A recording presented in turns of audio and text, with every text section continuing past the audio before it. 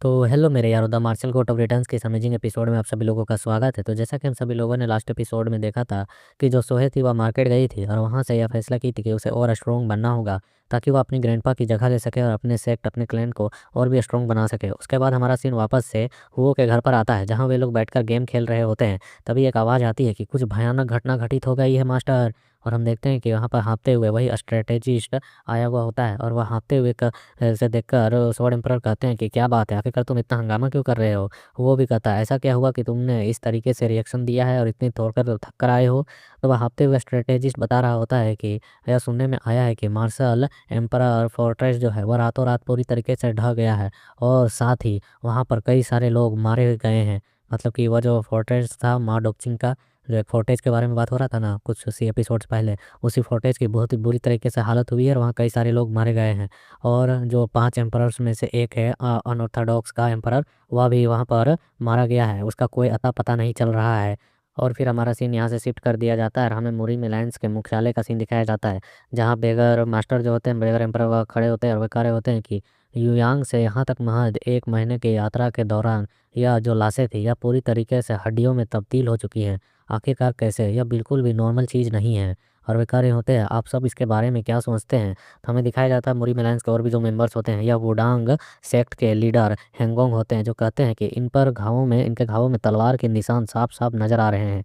और फिर हमें एक और बुढ़े एल्डर को दिखाया जाता है जो कि मुरी अलायंस के लीडर हैं फिलहाल के लिए, और ये वेनरेबल सियानजिन है। तो यह टकला कहता है कि आमिताभा, क्या आप कह रहे हैं कि कंकाल सचमुच में सिर्फ 1 महीने में इस तरीके की हालत में पहुंच चुका है।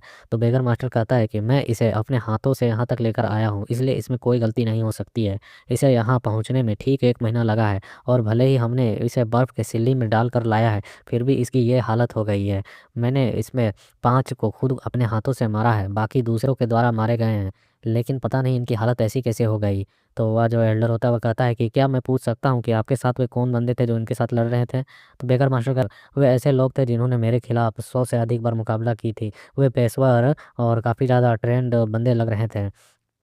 और मतलब कि इनके बारे में बता रहा होता है जो भूतिया लोग लड़ रहे थे। और वे कहते हैं कि मुरीम जो समुदाय है इसमें ऐसे लोगों के अस्तित्व का अचानक से आना यह बहुत ही खतरनाक खतरा है। और यह तो सारे डिमंस ब्लड डिमन के द्वारा ही भेजे हुए लोग थे। हम देखते हैं यहाँ पर फिर वह उससे कहते हैं अपने बंदे से, बेगर मास्टर की, बच्चों को कहो कि इसके बारे में ज़्यादा से ज़्यादा जानकारी निकाले। तो उसके सामने खड़ा बंदा कहता है इसमें समझ गया। और फिर हमारा सीन वापस से यहाँ शिफ्ट कर दिया जाता है, रामहुओं के खेत को देखते हैं जहाँ जिया जो बोए हुए पटेटोज होते हैं वह निकाल रही होती है खोद खोद कर। और वह कहती है ये देखो जिया ने कितनी बड़ी पटेटो निकाली है, यह स्वीट पोटैटो बहुत ही अच्छी है ना। तो यहाँ पर स्वॉर्ड एम्परर कहते हैं वाह, तुम मछली पकड़ने में भी काफ़ी ज़्यादा शानदार हो और साथ में यहाँ पर शकरकंद खोद कर निकालने में भी माहिर हो। तो जिया कहती है हाँ, जिया खेत में बहुत ही अच्छी है, खेती करना उसको अच्छे से आता है। ये देखो ऐसा प्रतीत होता है कि ये सारी चीज़ें मेरे लिए ही बनी है। और फिर हम देखते हैं तभी यहाँ पर सोया आ रही होती है और वो कहती है कि एल्डर। तो यहाँ पे दोहाक कहता है हाँ बोलो, मैंने सुना तुम्हारी आवाज़, आखिरकार तुम युयांग गई थी मार्केटिंग के लिए, वहाँ से इतनी जल्दी लौट आई। और फिर हम देखते हैं यहाँ पर जो जिया होती है वह तेज़ी से जाकर उसे गले लग जाती है और सोहे कर रही होती है कि मेरी आपसे एक रिक्वेस्ट है। ये सुन एल्डर कहते हैं, मतलब दोहाक कहता है कि क्या क्या रिक्वेस्ट है। तो हाँ सोहे कहती है कि मुझे आपके साथ एक प्रैक्टिस मैच करनी है। फिर हम देखते हैं यहाँ से सीन शिफ्ट करके सीधे 2 तलवारों को टकराते हुए, और हम देखते हैं यहाँ पर सोहे और जो डीमन एम्परर है दोनों ही आपस में स्वॉर्ड टकरा रहे होते हैं और मार्शल आर्ट की प्रैक्टिस कर रहे होते हैं। और जो सोया होती है पूरी दम लगाकर स्वॉर्ड एम्परर पर अपने तलवारों को बरसा रही होती है। स्वॉर्ड एम्परर कहता है कि आप मुझसे सीधे सीधे काम करने के लिए कह सकते थे, फिर तुमने इसको इसके साथ क्यों भिड़वा दिया है। तो यहाँ पर वो कहता है कि आपको ये सोचना होगा, क्योंकि आप अपने ही ग्रुप के मतलब कि अपने ही सेट के व्यक्ति के साथ अपने ही जैसे मार्शल आर्ट से लड़ेंगे तो वह उतना ज़्यादा बेहतरीन नहीं हो पाएगी। जब तक वह किसी दूसरे बेहतरीन फाइटर के साथ ना लड़े तब तक वहाँ पर उसे कोई भी इम्प्रूवमेंट देखने को नहीं मिलेगा। और हम देखते हैं यहाँ पर जो दोहा होता है वह कह रहा होता है तुम अभी बहुत ही ज़्यादा सुस्त हो, तुम्हें थोड़ा और भी ज़्यादा अपने अनुभव को बढ़ाना होगा और स्पीड को बढ़ाओ और इसमें जो कमी है उसे ख़त्म करो। हम देखते हैं सोहे पूरी जान लगाकर तलवारों को ढूंढ रही होती है और वह कह रही होती है बस थोड़ा सा और, जस्ट लिटिल मोर, मुझे थोड़ी सी और एनर्जी लगानी है। और हम देखते हुए एक जोरदार झटका मारती है जिसकी वजह से स्वॉर्ड एम्परर के तलवार में भी सेंसेशन फील होते हैं। और फिर जो यह होती है वापस से अपने स्वॉर्ड पोजीशन में आ चुकी होती है और हम देखते हैं कि वह वापस से पूरी ताकत के साथ एक और जोरदार और शानदार तलवार चलाते हुए जो दोहाक होती है उसे बीच से काटने की कोशिश करती है। बट जो दोहाक होता है वह साइड की ओर हट जाता है, लेकिन उसकी जो चोटी होती है वह थोड़ी सी कट चुकी होती है और उसके बाल को इस तरीके से कटते हुए देख जो स्वॉर्ड एम्परर होते हैं वह हैरान हो चुके होते हैं और कहते हैं कि ये क्या, सोहे की तलवारबाजी की टेक्निक जो हमारी यहाँ की तलवारबाजी तलवारबाजी की टेक्निक है वह उससे थोड़ी सी अलग क्यों लग रही है, या थोड़ी सी अलग सी मुझे दिख रही है। और हम देखते हैं सोहे पूरी फोर्स लगाकर पूरी एनर्जी के साथ कई सारे स्लेसेस डायरेक्ट दोहाग पर बरसा रही होती है। और वे कह रहे होते हैं कि ऐसा लगता है कि मानो यह तलवारबाजी की टेक्निक स्पेशली तौर पर सोहे के लिए ही बनी हो। और एम्परर भी उसे लड़ते वक्त उस पर एक जोरदार थोड़ा सा स्लेश चलाते हैं ताकत लगाकर, और वे कहते हैं कि मुझे लगता था कि यह नामगोंग क्लैन की तलवारबाजी की टेक्निक है, लेकिन यह थोड़ी सी अलग है, या इन्हें भी फील हुआ होता है। और जैसे ही दुहाग ने थोड़ी सी ताकत लगाई होती है तो सोहे तुरंत ही पीछे की ओर धकेली जाती है और तुरंत ही अपने घुटनों के बल आकर अपनी तलवार को जमीन पर गाड़ कर खुद को संभालती है। तो उस तरीके से उसे गिरते हुए देख के हाँ लॉर्ड एम्परर हड़बड़ा जाते हैं, कहते हैं ये क्या हुआ।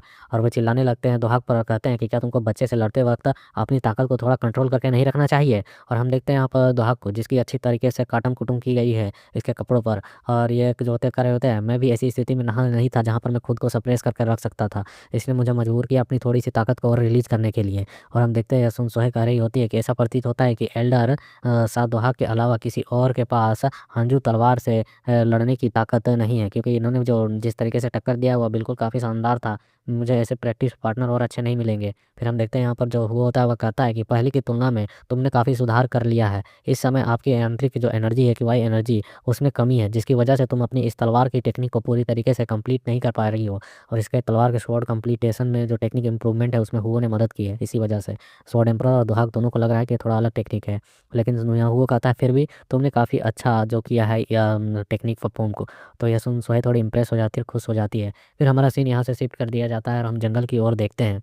और जंगल में हम जो माँ डोंगचिन है उसके बाप को देखते हैं, जो यहाँ पर छुपा होता है और वहाँ पर अवतार कहता है कि मैं आखिरकार यहाँ पर क्यों हूँ और मैं यहाँ पर क्यों आया हूँ। और इसे यहाँ पर उसी फॉक्स गर्ल की परछाई नजर आ रही होती है और वह कह रही थी कि तुम्हें हुन्नान जाना है। और ये सारी चीज़ें सोचकर वह कह रहा होता है कि ऐसा लग रहा है जैसे कि मैं किसी से मिला हूँ, लेकिन मुझे वह बिल्कुल भी याद नहीं है। लेकिन वह एक भूत सी मुझे एहसास दे रही है और मुझे यह याद दिला रही है कि मुझे यहाँ आना है, लेकिन क्यों। और तभी हम देखते हैं वहाँ पर एक टाइगर की एंट्री होती है, जो कहता है अरे तुम यहाँ पर क्या कर रहे हो। और हम देखते हैं उसके ऊपर जिया होती है, और जिया और उस टाइगर को देखकर वो बंदा डर जाता है और कहता है ये क्या, ये तो टाइगर है। और फिर हम देखते हैं अचानक उसके पीछे से यहाँ पर मोजिन भी प्रकट हो जाता है, और मोजिन को देख के ई करते हुए वो डरता है कि अचानक ये कहाँ से आ गया भूत। और फिर वह ध्यान से देखता है, मोजिन भी उसकी ओर ध्यान से देखता है और कहता है ये तो वही है माँ डोंगचिन का बाप। माँ डोंगचिन वही है जिससे मोजिन को छुटकारा दिलवाया है हुओ ने, और जिसके अंडर में पहले मोजिन था और वह बड़ा सा तलवार यूज करता था। और यहाँ मोजिन उसे देखकर कहता है ये क्या लॉर्ड, आप यहाँ पर क्या कर रहे हैं। और इस जगह से तो उनके मोजिन को और इसके बाप को खदेड़ कर हटा दिया था, और अभी न्यूज़ लेकर आया था कि इसी के पैलेस में मारकाट चली है। उसके बाद फिर हमारा सीन यहाँ से शिफ्ट हो जाता है और सीधे हम हुओ के घर के सीन को देखते हैं, जहाँ सभी लोग बैठकर चाय कप का मजा ले रहे होते हैं। और यहाँ पर यह माँ डोंगजिंग का बाप जो होता है वह खड़ा होता है और वो अपने मन में कह रहा होता है मुझे खुद को समझ में नहीं आ रहा है कि मैं आखिरकार यहाँ पर क्या कर रहा हूँ, और मेरे सामने जो ये बंदे हैं अचानक से यहाँ पर आ चुके हैं, मैं सचमुच में पागल हो जाऊँगा, मुझे कुछ भी चीज़ें समझ में नहीं आ रही हैं। और वे सभी चाय पीते हुए इसी को ही घूर कर देखे जा रहे होते हैं, और हम देखते हैं इसके मन में चल रहा होता है कि मुझे इनसे अब क्या कहना चाहिए, क्या रीज़न देना चाहिए कि मैं इस एरिया पर आखिरकार लौट कर क्यों आया हूँ। क्योंकि पहले हुओ ने इनको कूट काट कर यहाँ से भगाया था और ये अलग ही फोर्टेज में रह रहा था, लेकिन अब वो अचानक से यहाँ पर आ चुका है। तो हुओ बोलता है कि मैंने तुझको पिछले बार पीटा था और तुझे धमकाया भी था और कहा भी था कि यहाँ पर आना नहीं है, लेकिन इसके बावजूद तो यहाँ पर भाग कर, मैं यहाँ पर जो पीठ दिखाकर भागा था वह वापस यहाँ पर आ गया, तुम्हारा यहाँ दोबारा आने का आखिरकार मतलब क्या है। तो हम देखते हैं घबराते हुए घबरा रहा होता है और इस तक आवाज़ आ रहा होता है क्या तुम मरने की गुहार लेकर मेरे पास आए हो। और वो और भी सीरियस फेस बनाते हुए कहता है कि आप वापस यहाँ पर क्यों आए हैं, इसके बारे में सच बताओ। और यह बंदा अपने मन में कह रहा होता है कि आखिरकार क्या रीजन दूँ, और ये अचानक अपने सर को पकड़ लेता है। और हम देखते हैं मोजिन संभालते हुए कह रहा होता है क्या आप ठीक है फोर्टेज मास्टर, क्या आप ठीक है, क्या आपको ठीक लगा है। और हम तभी देखते हैं कि ये कह रहा होता है कि यह बात तो मुझे भी ठीक से याद नहीं आ रही है। ये सुन दुहाग कहता है ये आदमी क्या पागल है, खुद को यहाँ पर लेकर आया है और कहता है कि इसे खुद भी पता नहीं है। और फिर वहाँ आवाज़ आती है कि मैं भी सोच रहा हूँ कि मैं यहाँ पर क्या कर रहा हूँ, मुझे बस ये अंदर से फीलिंग आ रही थी, महसूस आ रही थी कि मुझे किसी भी हाल में बस यहाँ पर पहुँच जाना है। यह सुनकर हम देखते हुए का पारा गर्म होने लगता है, वह कहता है कि मुझे अब समझ में आ गया है, और वह अपनी एनर्जी के अंदर इसे घेरने लगता है और कहता है कि ऐसा लगता है कि आप बस यह कहना चाहते हैं कि। और हम देखते हैं इसकी अच्छी से थोड़ी सी कुटाई उटाई की गई होती है। उसके बाद यह सारी चीज़ें बताना चालू करता है और कहता है कि यहाँ तक कि मैं जो चीज़ें तुम्हें बताने वाला हूँ उन चीज़ों को अनुभव करने के बाद मैं किसी को कहूँ तो मुझे खुद को ही यह चीज़ें विश्वास नहीं होगी। लेकिन उस दिन खून जैसे कपड़े पहने हुए लोग अजीबोगरीब समूह के थे, और वे कम से कम 1 दर्जन थे, उनकी सेना लगभग 1 दर्जन की थी, जो हमारे लोगों को आकर अचानक से मारने लगे। उनमें से प्रत्येक का लेवल जो था बिल्कुल मेरे बराबर था। और वैसे मैं बता दूं ये 5 एम्परर्स में से एक है अनऑर्थोडॉक्स वाला, जो वहाँ पर मरा नहीं है, जो वह स्ट्रेटेजिस्ट न्यूज़ लेकर आया था तक इसका कोई अता पता नहीं है, या वही है और मरा नहीं है अभी तक, ये जिंदा है और ये बोल रहा है कि वो सारे बंदे इसी के लेवल के थे। और ये कह रहा होता है कि हम उनकी अदम्य शक्ति को देखकर बहुत ही ज़्यादा चौंक चुके थे और मैं बहुत ही ज़्यादा घबरा चुका था। मेरे जितने भी अंडर के लोग थे वो भी अपनी जान बचाने की कोशिश कर रहे थे और इनके तलवारों के आगे झुक चुके थे। मेरे पास अपने पद को छोड़कर वहाँ से भागने के अलावे कोई और भी ऑप्शन नहीं था और उन सभी डीमनों को दिखाया जा रहा था उनकी शक्लों को। हालांकि ब्लड डीमन मर चुका है, लेकिन अचानक से अब उसी के जैसे कुछ और भी बंदे प्रकट हो रहे हैं उसके सर्पेंट के जैसे। अब इनके सर पर सींग लगी हुई है और मुखौटे हैं। पहले जो हुओं को मारने के लिए आए थे उनके घर पर बंदों को, उनके सर के मुखौटों के ऊपर इस तरीके के सींग नहीं थे। और वह बता रहा होता है कि यह सब कुछ उन खून से लथपथ लोगों की वजह से हुई है। यह सारी घटनाएं, ये सब कुछ चीज़ों की जिम्मेवार वही हैं। मैं अपनी जान बचाकर भागा और भविष्य की योजना बनाने के बारे में सोच रहा था। जब मुझे होश आया तो मैं अचानक से यहाँ हुन्नान में मौजूद था। यह सुनकर दोहाक कहता है कि क्या वे 10 डीमंस थे? और यहाँ पर स्वॉर्ड एम्पर कह रहा था कोई इतनी आसानी से कैसे विश्वास कर सकता है कि 1 दर्जन से अधिक अचानक से रातों रात इस तरीके के एक्सपर्ट्स के लोगों का प्रकट होना। तो यह बंदा कहता है कि यह सच है। उस दिन के बारे में सोचकर आज भी मुझे गुस्से से अपनी शरीर जो है वह कांपने लगती है, लेकिन मैं उस समय कुछ भी करने के लायक और हालात में नहीं था, बहुत ही बेचारा फील कर रहा था। यह सुन यहाँ पर जेजे कहता है कि तुम कह रहे हो कि वे लोग बंदे जो थे वो ब्लड रॉब्स पहने हुए थे, उनके खून से लथपथ थे पूरी तरीके से। तो यहाँ पर स्वॉर्ड एम्पर कहता है क्या आप उसके बारे में कुछ चीज़ें जानते हैं? तो ये कह रहा होता है अगर उस समय की बात की जाए तो उसके हिसाब से, तभी यहाँ वो बोल पड़ता है कि जेजे इसके बारे में कुछ भी नहीं जानता है। बट तभी स्वॉर्ड एम्पर की आवाज़ आती है जेजे के लिए कि क्या यह हो सकता है कि तुम जो पिछली बार माउंट चाबाई गए थे या उससे रिलेटेड हो? तो वो उठकर यहाँ से जाते हुए कह रहा होता है मैंने कुछ नहीं किया है। तो एम्पर जो दोहाक होता है वह कहता है कि जैसा कि उम्मीद था, ज़रूर ये सारी चीज़ें तुमसे किसी तरीके से रिलेटेड हैं।